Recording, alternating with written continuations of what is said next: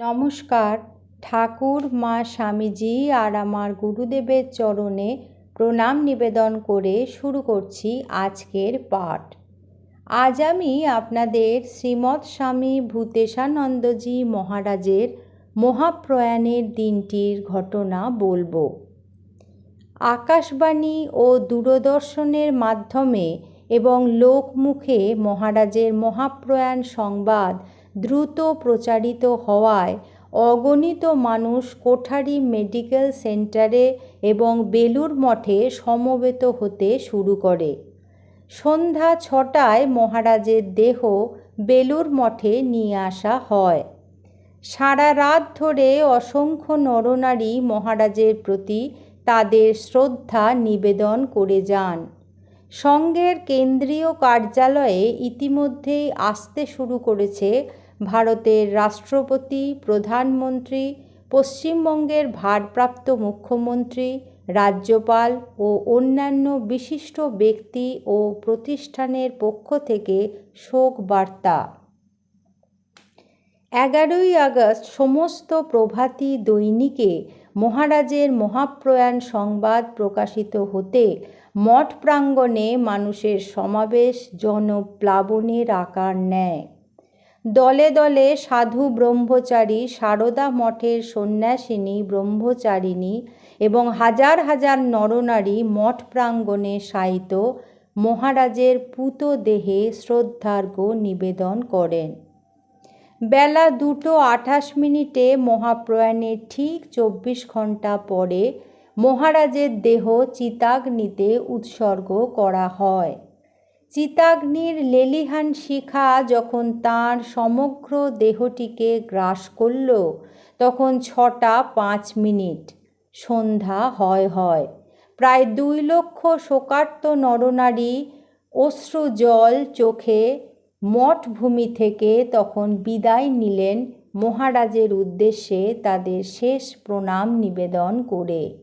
যে গঙ্গায় যৌবনে সাঁতার কাটতেন ঘণ্টার পর ঘণ্টা এবং যে গঙ্গাকে ছেড়ে তিনি উঠতে চাইতেন না, সেই গঙ্গায় তখন ভরা জোয়ার। দুকুল ছাপিয়ে গঙ্গা যেন ছুঁতে চাইছে প্রয়াত সংঘগুরুর পবিত্র সমাধি ভূমিকে। কোথা থেকে 2টি রক্তপদ্ম, একটি বড় আর একটি ছোট, ভাসতে ভাসতে এসে লাগলো সমাধিভূমির লাগোয়া গঙ্গার বুকে। শ্রাবণের ভোরে একবার একটু বর্ষণ হয়েছিল, যেন দেবতারা অশ্রু বিসর্জন করছিলেন। কিন্তু সারা দিন বর্ষণহীন এক অদ্ভুত মেঘে ঢাকা আকাশ যেন সমাধিভূমি আর মঠ প্রাঙ্গণে সমবেত প্রায় 2 লক্ষ মানুষের ওপর প্রকৃতির ছত্রছায়া বিস্তার করে থাকল। পিয়ারলেস হাসপাতালে 6ই আগস্ট সকালে মহারাজের স্নেহভাজন সার্জেন্ট ডাক্তার শৈবাল গুপ্ত একান্তে মহারাজের কাছে গিয়ে বলেছিলেন, মহারাজ, আপনার কাছে আমার একটা আবদার আছে। আপনার মনে আছে নিশ্চয়ই, কিছুদিন আগে আপনার যখন 3.5 মাস ধরে একটা লো ফিভার হচ্ছিল, কিছুতেই আমরা সারাতে পারছিলাম না, তখন আপনার কাছে একটা আবদার করেছিলাম। বলেছিলাম, মহারাজ, আমরা তো এত চেষ্টা করলাম, কিছুতেই কিছু হলো না। আমার মনে হয় আপনি চাইলেই জ্বরটা চলে যাবে। আপনি শুধু একবার দৃঢ় সংকল্প করুন। আপনি শুনেছিলেন কিন্তু কিছুই বলেননি, কিন্তু তারপর দিন থেকেই জ্বর একেবারে চলে গিয়েছিল। এবারেও বুঝতে পারছি এই সব অপারেশন করে কিছু হবে না, তাই আপনার কাছে আগেরবারের মতো একান্তভাবে আবদার করছি, এবারেও আগেরবারের মতো আপনি আপনার ইচ্ছা শক্তিকে একবার প্রয়োগ করুন।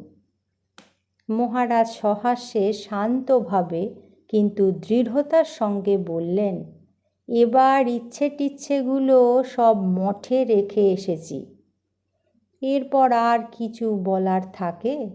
7ই আগস্ট অস্ত্রোপচারের আগে অন্যান্য বারের মতো ডক্টর বিমলেন্দু মুখার্জি মহারাজকে প্রণাম করে বললেন, মহারাজ, আশীর্বাদ করুন যাতে সফল হই।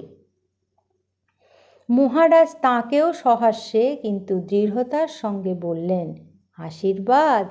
ইট ইজ টু লেট। মহারাজের উত্তরে ডাক্তার মুখার্জি সহ উপস্থিত সকলে স্তম্ভিত এবং গম্ভীরভাবে বিষাদগ্রস্ত। শুধু চিকিৎসক হিসেবেই তাঁদের সঙ্গে সম্পর্ক তৈরি হয়নি মহারাজের।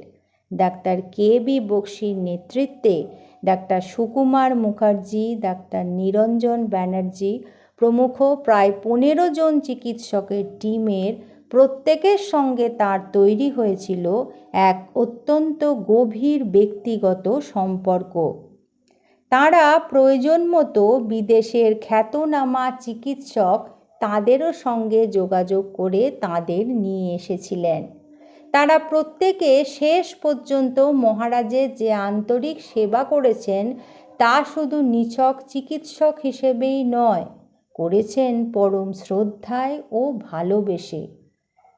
তার জন্য অবশ্য মহারাজের ব্যক্তিগত ভালোবাসা ও স্নেহময় ব্যক্তিত্বের ভূমিকা ছিল বিশেষ উল্লেখযোগ্য।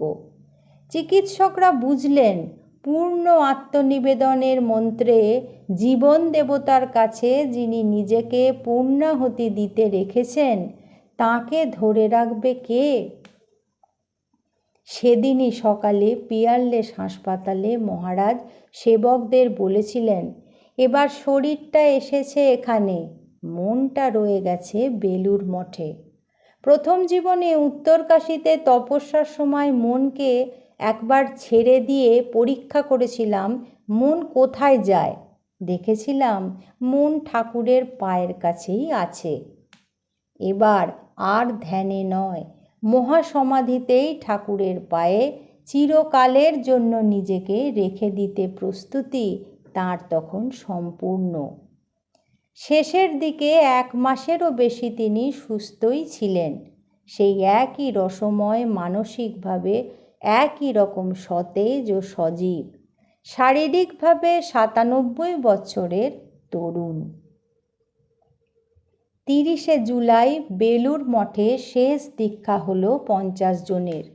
যোগদানে 7 জনকে দীক্ষা দিয়ে গুরুর ভূমিকার সূচনা করেছিলেন যিনি, তিনি বেলুর মঠে শেষ দীক্ষাদানের পর সেই সংখ্যা দাঁড়ালো 1,21,027 জন।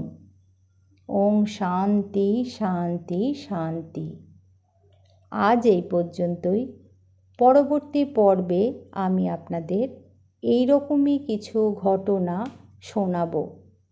ঠাকুর, মা স্বামীজি আর আমার গুরুদেবের চরণে আপনাদের সর্বাঙ্গীন মঙ্গল কামনা করি। সকলে ভালো থাকুন, সুস্থ থাকুন। নমস্কার।